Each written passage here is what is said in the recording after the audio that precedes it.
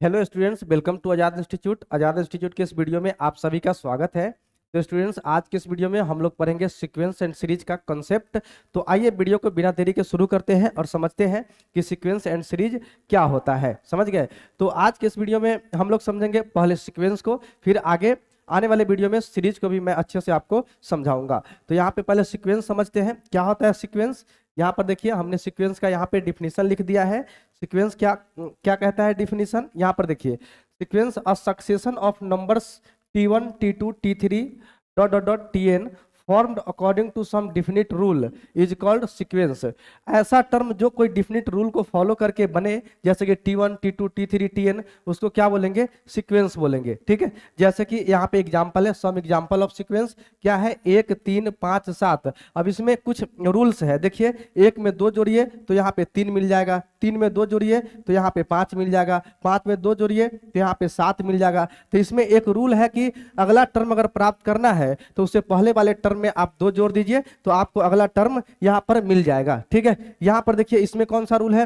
2 है, उसके बाद -4 है, उसके बाद 8 है, उसके बाद -16 है। ठीक है, तो यहाँ पे क्या हो रहा है? यहाँ पे अगर फर्स्ट टर्म में -2 से मल्टीप्लाई करता हूँ तो यहाँ पे -4 मिल जाता है, और इसमें फिर -2 से मल्टीप्लाई करता हूँ तो यहाँ पे 8 मिल जाता है, फिर यहाँ पे 2 से मल्टीप्लाई करता हूं तो यहाँ पे -16 मिल जाता है। तो यहाँ भी एक रूल्स काम कर रहा है कि अगर अगला टर्म प्राप्त करना है तो पहले वाले टर्म में उसमें -2 से मल्टीप्लाई कर दीजिए तो अगला टर्म आपको मिल जाएगा। ठीक है, और तीसरा में क्या है? 1 है, 1/2 है, 1/3 है, 1/4 है। अब यहाँ पर देखिए, 1 कुछ नहीं तो 1, यहाँ पे इसको बोलते हैं डिनोमिनेटर। 1 में 1 जोड़िए तो यहाँ पे 2 मिल जाएगा, 2 में 1 जोड़िए तो यहाँ पे 3 मिल जाएगा, 3 में 1 जोड़िए तो यहाँ पर 4 मिल जाएगा। यानी कि डिनोमिनेटर में 1 1 अगर ऐड करते चला जाता हूँ तो यहाँ पे अगला टर्म हमको मिल जाता है। तो इस सब को क्या बोलते हैं? इस सब को बोलते हैं सीक्वेंस। समझ गए ना? ऐसा टर्म, ऐसा सक्सेशन नंबर ऑफ टर्म्स जिसमें कुछ डिफिनिट रूल काम करे, उसको क्या बोलते हैं? सीक्वेंस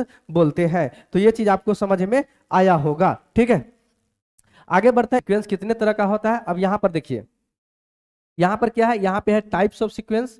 टाइप्स ऑफ सीक्वेंस है तो सीक्वेंस 2 तरह के होता है। एक होता है इनफाइनाइट, ठीक है, एक होता है इनफाइनाइट सीक्वेंस, इनफाइनाइट सीक्वेंस, ठीक है, और एक होता है फाइनाइट सीक्वेंस। ठीक है, एक होता है फाइनाइट सीक्वेंस। ठीक है, ऐसा सीक्वेंस जिसमें नंबर ऑफ टर्म्स फाइनाइट हो, यानी T1 T2 T3, ठीक है, और मान लीजिए कि n तक है तो यहाँ पे Tn तक है। ठीक है, तो यहाँ पे ये क्या है? फाइनाइट नंबर ऑफ टर्म्स है तो इसको बोलेंगे फाइनाइट सीक्वेंस। अगर यही टर्म इनफाइनाइट हो जाए, T1 T2 T3 और डॉट डॉट डॉट यहाँ पे इनफाइनाइट नंबर ऑफ टर्म्स हो जाए तो इसको बोलते हैं क्या? इनफाइनाइट सीक्वेंस बोलते हैं। ठीक है, तो सीक्वेंस 2 तरह के होता है, एक इनफाइनाइट सीक्वेंस होता है और एक फाइनाइट सीक्वेंस होता है। आगे बढ़ते हैं, अगला टॉपिक समझते हैं। यहाँ पर देखिए, कहता है प्रोग्रेशन। प्रोग्रेशन किसको बोलते हैं?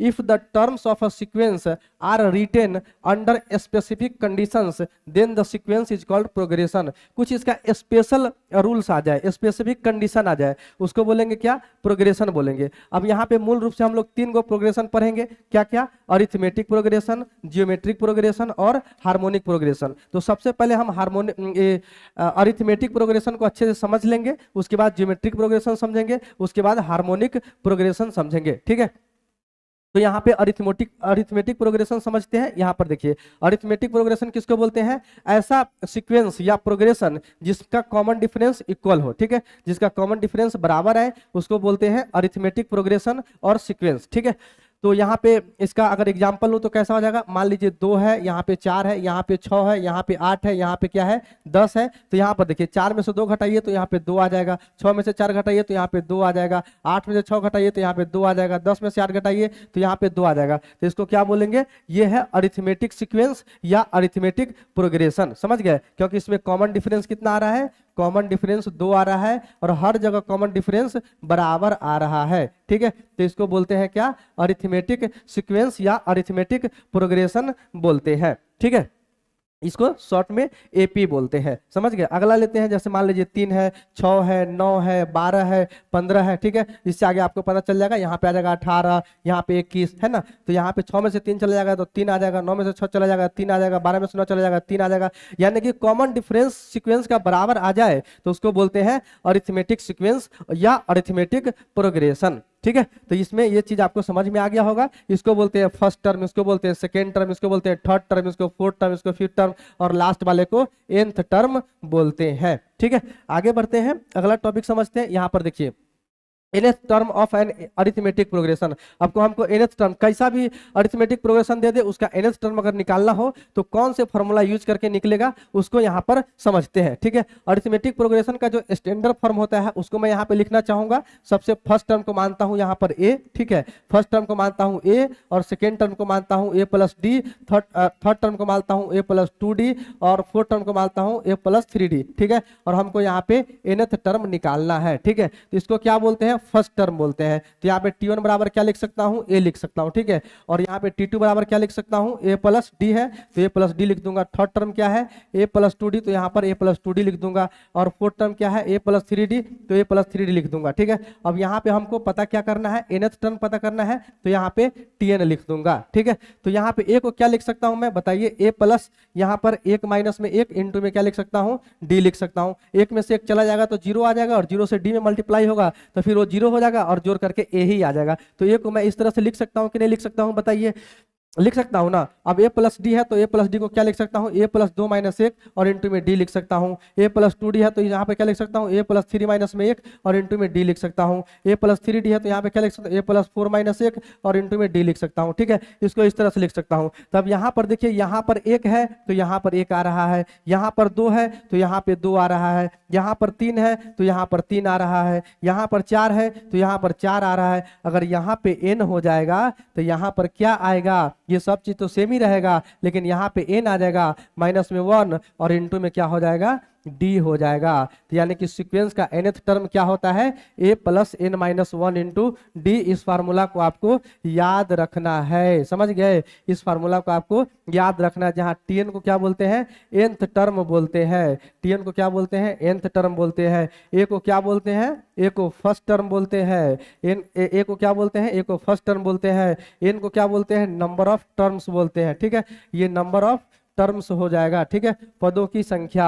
और डी किसको, डी को क्या बोलते हैं, कॉमन डिफरेंस बोलते हैं। ठीक है, डी को क्या बोलते हैं, कॉमन डिफरेंस यहाँ पर बोलते हैं। इस चीज को, इस फार्मूला को आपको याद रखना है। ठीक है, तो ये चीज आपको समझ में आया होगा। किसी भी सीक्वेंस का अरिथमेटिक प्रोग्रेशन हो, अरिथमेटिक सीक्वेंस हो, तो उसका nth टर्म अगर निकालने के लिए बोले तो फटाक से फार्मूला यूज करेंगे, Tn बराबर a plus n minus 1 into D. ठीक है, तो ये चीज आपको समझ में आया होगा। अब हम थोड़ा इसका समेशन समझ लेते हैं कि सम कैसे निकाला जाता है। ठीक है, आगे बढ़ते हैं। यहाँ पर देखिए, to find the sum of n terms of N AP. ठीक है, तो यहाँ पे मान लेता हूँ a plus D, a plus 2d। ठीक है, और n टर्म की बात करूँ तो n टर्म क्या हो जाएगा, a प्लस n टर्म क्या हो जाएगा, यहाँ पे मैं यहाँ पे इस तरह से लिख लेता हूँ। ठीक है, tn लिख देता हूँ यहाँ पे, tn का वैल्यू बाद में पुट कर दूंगा। ठीक है, ये हो जाएगा tn। अब इससे पहले का बात करूं तो कितना होगा, tn माइनस में d होगा। इससे पहले का बात करूं तो कितना होगा, tn माइनस में 2d होगा टर्म, समझ गए।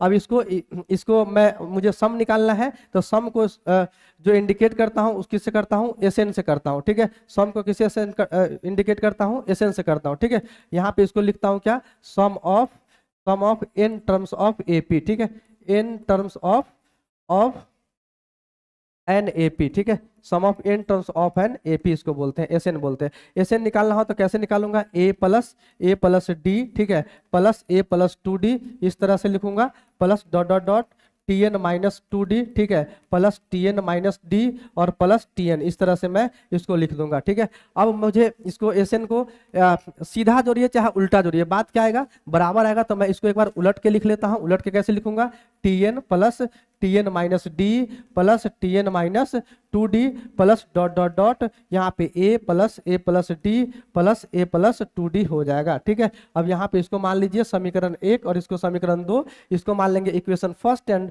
नीचे वाले को मान लेंगे इक्वेशन सेकेंड। ठीक है, अब दोनों को ऐड करना है तो कैसे करूंगा, 2SN बराबर। ठीक है, अब यहाँ पर देखिए ऐड करने जाइए तो यहाँ पे a आएगा, यहाँ पे Tn आएगा, तो यहाँ पे क्या हो जाएगा, a प्लस में Tn हो जाएगा। अब यहाँ पे ऐड करने जाइए तो प्लस d और यहाँ पे माइनस d कैंसिल हो जाएगा, तो यहाँ पे क्या आ जाएगा, a प्लस Tn आ जाएगा। ठीक है, अब यहाँ पर देखिए इसको ऐड करने जाएगा तो 2d से 2d कैंसिल, यहाँ पर फिर से a प्लस Tn आ जाएगा। ठीक है, अब यहाँ पे इसी तरह यहाँ पे करने जाइएगा तो सब कट के यहाँ पे भी क्या आ जाएगा, a प्लस Tn आ जाएगा। ठीक है,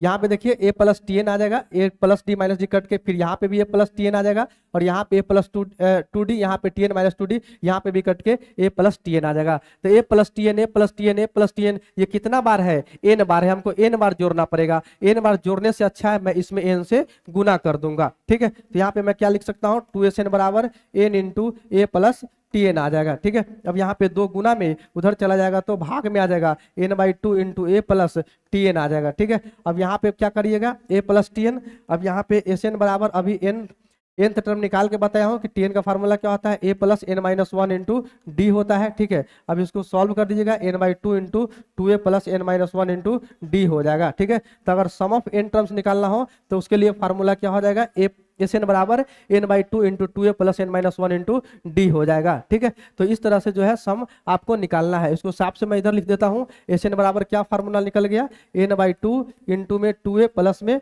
n माइनस में 1 और इंटू में डी हो जाएगा, ठीक है। और nth टर्म कैसे निकलेगा, a प्लस में n माइनस वन इंटू में d हो जाएगा, ठीक है। तो ये दो फार्मूला आपको अरिथमेटिक प्रोग्रेशन के लिए याद रखना बहुत जरूरी है, ठीक है। तो इस तरह से आप इस फार्मूला को आप इस तरह से भी लिख सकते हैं, एस एन बराबर n/2 into a plus N minus one into D, ठीक है। a plus N minus one into d लिख सकता हूँ, यहाँ पे a plus N minus one into d को मैं यहाँ पे टी एन लिख सकता हूँ। तो ये फार्मूला इस तरह का भी लिखा जा सकता है, ठीक है। तो ये फार्मूला आपको याद रखना है, ठीक है। तो ये था अरिथमेटिक प्रोग्रेशन का कॉन्सेप्ट। अब मैं थोड़ा सा क्वेश्चन लेकर के एग्जाम्पल लेकर के मैं समझाने का प्रयास करता हूँ कि nth टर्म किसी भी एपी का कैसे निकालते हैं, फिर सम कैसे निकालते हैं, ये सब समझते हैं। यहाँ पर देखिए कैसे इसको करेंगे। सो यहाँ पर देखिए, यहाँ पे लिखूंगा find nth term of a sequence, ठीक है, 2 4 6 8 डॉट डॉट डॉट, ठीक है। तो यहाँ पे nth टर्म हमको निकालना है, तो कैसे मैं निकालूंगा, यहाँ पे फर्स्ट टर्म की बात करूँ तो फर्स्ट टर्म कितना हो जाएगा, 2 हो जाएगा। डी की बात करूँ तो 4 माइनस 2, यहाँ पे 2 आ जाएगा, ठीक है। और nth टर्म की बात करूँ तो nth टर्म क्या होता है, a plus N minus one into D हो जाएगा। a की वैल्यू कितना है, 2 plus N minus one into में डी का वैल्यू कितना है, 2, 2 प्लस में 2n माइनस में 2 आ जाएगा, यानी कि 2 से 2 कैंसिल, यानी कि nth टर्म की बात करूँ तो यहाँ पे 2n आ जाएगा, ठीक है। तो इस तरह से हम फाइंड आउट कर लेते हैं। आगे कुछ और एग्जांपल लेते हैं। मान लीजिए कोई सीक्वेंस है, यहाँ पे 3 6 9, यहाँ पे 12, देख रहे हैं यहाँ पे कॉमन डिफरेंस हमें बराबर आ रहा है। तो यहाँ पे a की बात करूँ तो ये 3 हो जाएगा, डी की बात करूँ तो 6 माइनस 3 यानी कि 3 आ जाएगा। nth टर्म निकालना है तो कैसे निकालूंगा, a plus N minus one into D हो जाएगा, यानी कि 3 प्लस में एन माइनस वन और इंटू में 3 आ जाएगा। 3 प्लस में 3n माइनस में 3, 3 से 3 कैंसिल, यहाँ पे 3n, यहाँ पे nth टर्म निकल जाएगा, ठीक है। तो इस तरह से आप निकाल सकते हैं। आगे जो है मान लीजिए कह रहा है कि find 20th term of N AP, ठीक है। एपी दे दिया 5 10 15 20 25 डॉट डॉट डॉट, ठीक है। अब यहाँ पे 20वां पद इसका निकालना है, ठीक है। तो यहाँ पे a की बात करूँ तो a कितना हो जाएगा, a इक्वल टू 5। d की बात करूँ तो 10 माइनस 5 कितना जाएगा, 5 आ जाएगा।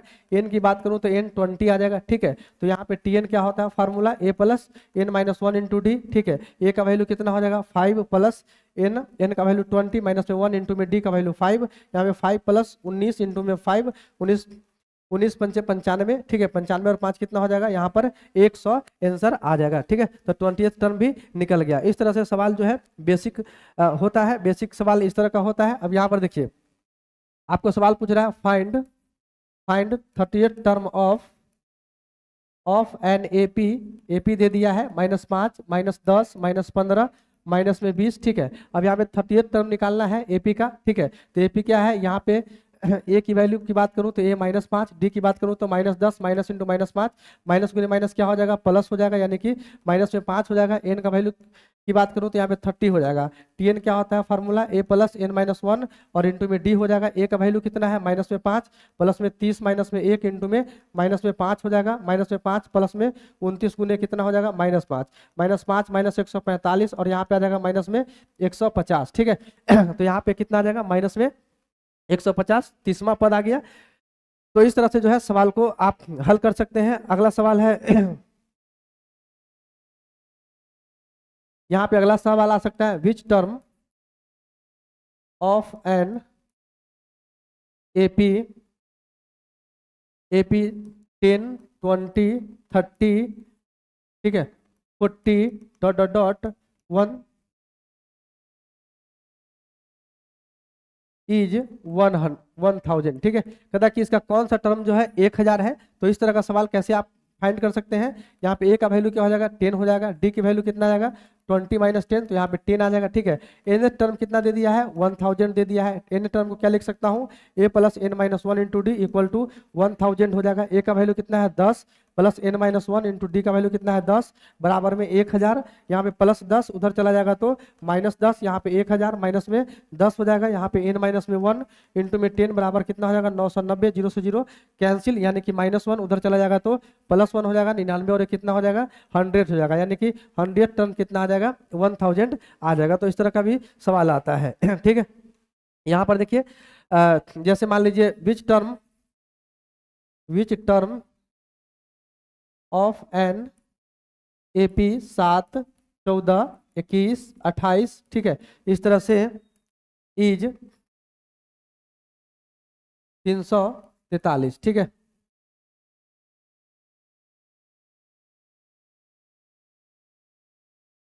कौन सा टर्म जो है 343 है। तो यहाँ पे ए की बात करूं तो ए कितना हो जाएगा 7, डी की बात करूं तो 14 माइनस 7 कितना आ जाएगा 7 आ जाएगा, टीएन की बात करूं तो 343 आ जाएगा, ठीक है। अब टीएन का फार्मूला क्या होता है a plus N minus one into d equal to 343 हो जाएगा। ए का वैल्यू 7 और प्लस एन माइनस वन और इंटू में डी का वैल्यू कितना है 7 इक्वल टू 343 प्लस 7 उधर चला जाएगा तो -7 हो जाएगा, यानी 343 माइनस में 7 हो जाएगा। अब यहाँ पे यहाँ पे 7 गुना में उधर चला जाएगा तो भाग में आ जाएगा, यहाँ पे आ जाएगा कितना 13 में से 7 चला जाएगा तो यहाँ पे 6, 5, 3, ठीक है 343। तो 13 में 7 चला गया 4 यहाँ पे आ जाएगा, ठीक है। यहाँ पे आ जाएगा 3 और यहाँ पे 3, ठीक है। अब यहाँ पे 7 आ जाएगा 7 चौक यहाँ पे कितना हो जाएगा 28 हो जाएगा,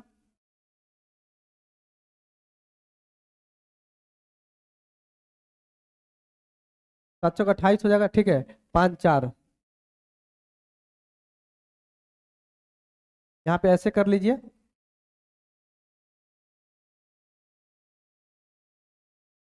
n minus one equal to कितना जाएगा 334/7 और -1 उधर चला जाएगा तो प्लस में आ जाएगा, ठीक है। तो यहाँ पे +7 हो जाएगा, बटे कितना हो जाएगा 7 हो जाएगा, यहाँ पे जाएगा 343/7 यानी कि 728 और 7 9 63 यानी कि 49 टर्म हमारे पास कितना आ जाएगा 343 आ जाएगा, ठीक है। तो ये है जो ये अरिथमेटिक प्रोग्रेशन का बेसिक सवाल है। आगे बढ़ते हैं, यहाँ पर देखिए अब मान लीजिए हमको सम निकालना है 3 + 6 + 9 + 12 इस तरह से 20th टर्म तक हमको सम निकालना है। तो कैसे निकालूंगा मैं, यहाँ पे ए की वैल्यू 3 और डी की वैल्यू 6 - 3 यहाँ पे 3 आ जाएगा, ठीक है। और एन का वैल्यू कितना आ जाएगा 20 आ जाएगा। एस एन का फार्मूला क्या होता है n/2 × 2a + n-1 इंटू में डी हो जाएगा। एन का वैल्यू 20 तो 20 यहाँ पे रख दूंगा 20/2 × 2a + n-1 यानी 20 - 1 हो जाएगा इंटू में डी, इस तरह से हो जाएगा। यहाँ पे 10 दूना कितना आ जाएगा 20 आ जाएगा। 10 6 + 19 इंटू में 3, ठीक है, यानी कि 10 × 6 +